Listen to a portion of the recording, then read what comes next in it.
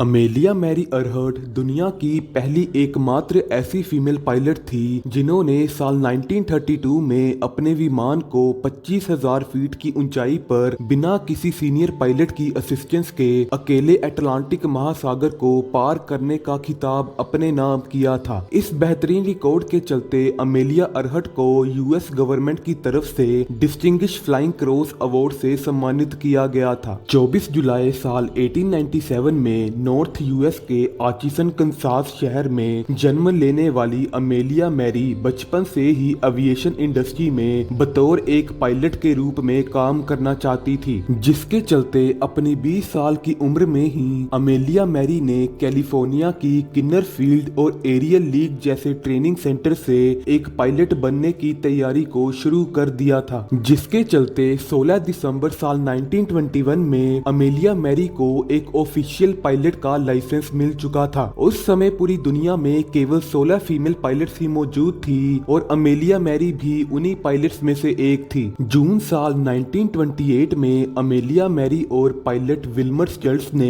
F-7 friendship नाम के एक फोकर विमान में न्यू फाउंडलैंड से यूनाइटेड किंगडम की तरफ उड़ान भरी। ये पूरा सफर कुल 3,860 किलोमीटर का था और ज्यादातर हिस्सा अटलांटिक महासागर के ऊपर से होते हुए गुजरता था। इस सफर में विमान 10,000 फीट की ऊंचाइयों पर उड़ रहा था और पूरी यात्रा में पायलट विल्मर ही इस विमान को उड़ा रहे थे और अमेलिया अरहर्ट एक पैसेंजर के तौर पर इस विमान में यात्रा कर रही थी। अमेलिया मैरी और विल्मर स्टर्ट्स की इस ट्रांस अटलांटिक फ्लाइट को अमेलिया मैरी के हस्बैंड जॉर्ज पी पुतनाम ने स्पॉन्सर किया था। जॉर्ज पी पुतनाम एक अमेरिकन पब्लिशर थे और अपनी वाइफ अमेलिया मैरी को अटलांटिक महासागर पार करने वाली दुनिया की पहली विमेन पैसेंजर के तौर पर अपनी किताबों में पब्लिश करना चाहते थे। उनका ये प्लान बिल्कुल सही साबित हुआ और इस फ्लाइट के बाद अमेलिया मैरी अटलांटिक महासागर को पार करने वाली पूरी दुनिया की इकलौती और पहली विमेन पैसेंजर बन चुकी थी। अपनी इस सफलता के बाद अमेलिया मैरी को पब्लिक में एक सेलिब्रिटी स्टेटस मिलने लगा था और पूरी दुनिया में अमेलिया मैरी के ही चर्चे हो रहे थे। लेकिन अमेलिया मैरी को अपनी इस पब्लिसिटी से कोई फर्क नहीं पड़ रहा था, बजाय वो अपनी पूरी हो चुकी ट्रांस अटलांटिक फ्लाइट की दुनिया में ही गुम रहती थी। अपनी इस फ्लाइट से अमेलिया मैरी काफी ज्यादा इंस्पायर हो चुकी थी, जिसके चलते साल 1932 में अमेलिया मैरी ने कनाडा न्यू फाउंडलैंड के हार्बर ग्रे सिटी से उड़ान भरते हुए अटलांटिक महासागर को पार करने के बाद नॉर्दर्न आयरलैंड में लंदन डेरी तक जाने का फैसला लिया। इस उड़ान का अहम मकसद अटलांटिक महासागर को पार करना था, जिसे उस समय किसी महिला पायलट ने पार करने का सोचा तक नहीं था। इस यात्रा के दौरान अमेलिया मैरी लॉकहीड वीगा 5B विमान का इस्तेमाल करने वाली थी। इस सफर को अमेलिया मैरी अकेले ही अंजाम देने जा रही थी। इस यात्रा में अमेलिया मैरी ने 6,115 किलोमीटर का रास्ता तय करते हुए विमान को अटलांटिक महासागर पर 25,000 फीट की ऊंचाई पर उड़ाने का रिकॉर्ड अपने नाम किया और ऐसा करने वाली अमेलिया मैरी पूरी दुनिया की पहली और एकमात्र महिला पायलट बन चुकी थी। यात्रा पूरी करने के बाद अमेलिया मैरी को यूएस गवर्नमेंट की तरफ से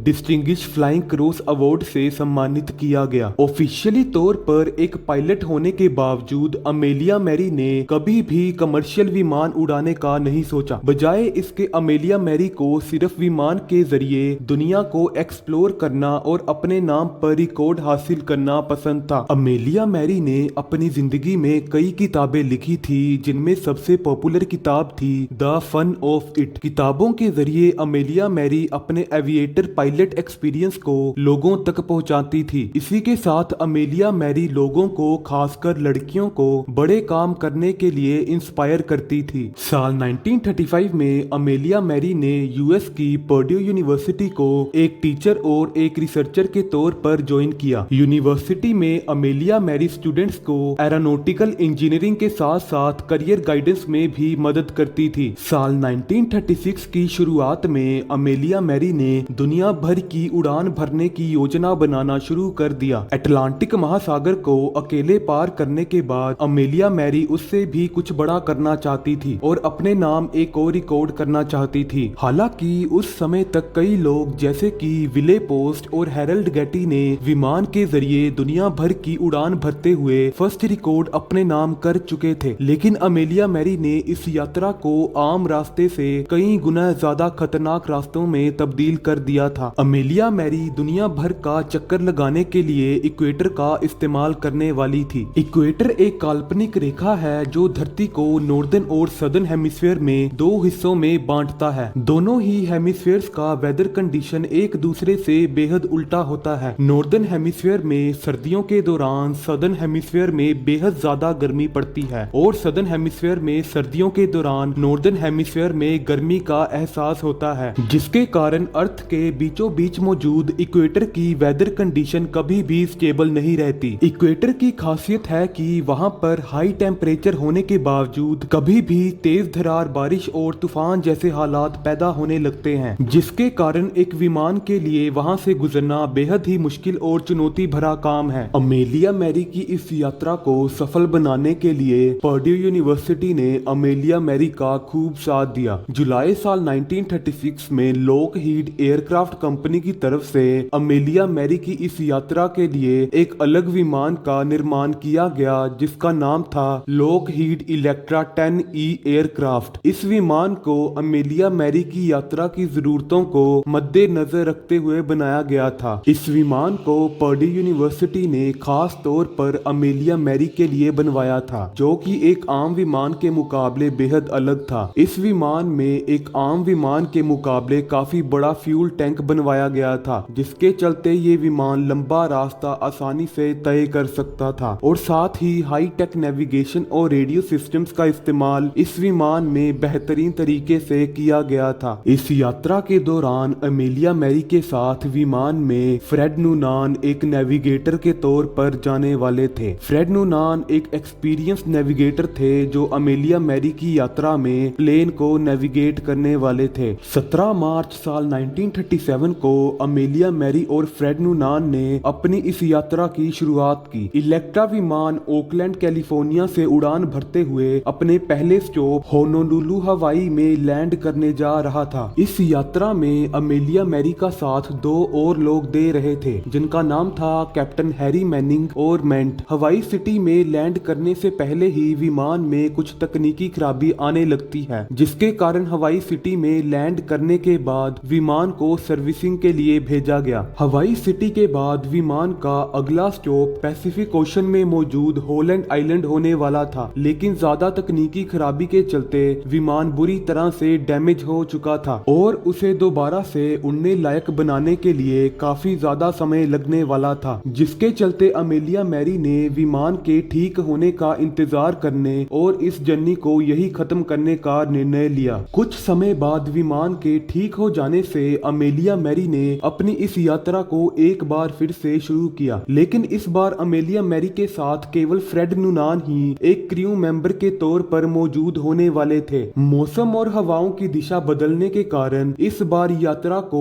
ओकलैंड की बजाय ईस्ट फ्लोरिडा से शुरू करने का निर्णय लिया गया। 1 जून साल 1937 को अमेलिया मैरी का विमान फ्रेड लूनान के साथ मियामी फ्लोरिडा से टेक ऑफ कर जाता है। प्लान के मुताबिक विमान अपने पहले स्टॉप कैरिबियन सी के एक आइलैंड पुर्टो रिको पर लैंड कर जाता है। पुर्टो रिको से टेक ऑफ करने के बाद विमान साउथ अमेरिका, अफ्रीका, इंडियन सब कॉन्टिनेंट और साउथ ईस्ट एशिया को पार करते हुए अपनी पहली 35,000 किलोमीटर की इस जर्नी को खत्म कर चुका था। ये दिन था 29 जून साल 1937 का और इस समय विमान न्यू गिनिया ले में लैंडिंग कर चुका था। इस जर्नी को खत्म करने के लिए सिर्फ 11,000 किलोमीटर का रास्ता और तय करना बाकी था, लेकिन ये रास्ता इस पूरी जर्नी का सबसे खतरनाक और चुनौती भरा होने वाला था। ऐसा इसलिए क्योंकि अब तक विमान ज्यादातर जमीनी इलाकों को कवर कर रहा था, लेकिन यहाँ से आगे का 11,000 किलोमीटर का रास्ता पैसिफिक ओशन को पार करना था।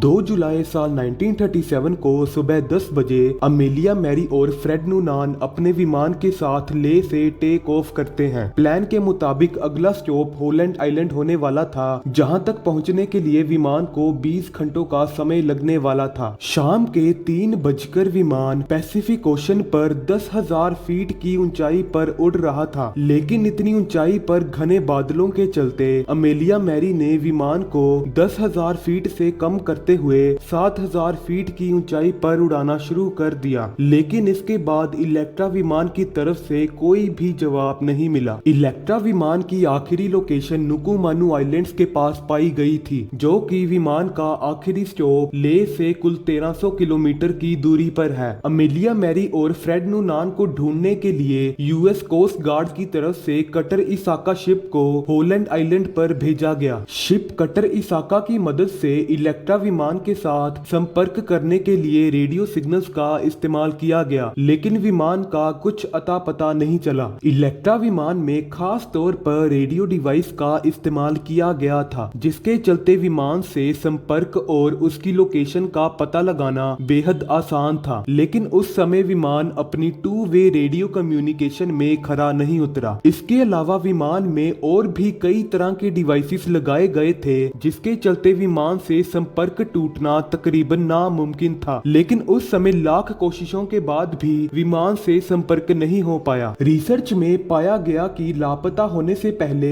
विमान में आरडीएफ यानी कि रेडियो डायरेक्शन फाइंडर ने काम करना बंद कर दिया था, जिसके चलते अमेलिया मैरी और फ्रेड नूनान को होलैंड आइलैंड की एग्जैक्ट लोकेशन का पता ही नहीं चल पाया। और यही कारण था कि कटर इसाका शिप का भी विमान से कोई संपर्क नहीं हो पा रहा था। रिसर्च और रेस्क्यू टीम का मानना था कि आसमान में गुम होने के बाद विमान कई घंटों तक समुद्र के ऊपर ही उड़ता रहा और फ्यूल खत्म होने के कारण विमान समुद्र में जा गिरा। अमेलिया मैरी और फ्रेड नूनान को ढूंढने की हर संभव कोशिश की गई, लेकिन कुछ हासिल ना होने के कारण अमेलिया मैरी और फ्रेड नूनान को 5 जनवरी साल 1939 में यूएस गवर्नमेंट की तरफ से डेड घोषित कर दिया गया।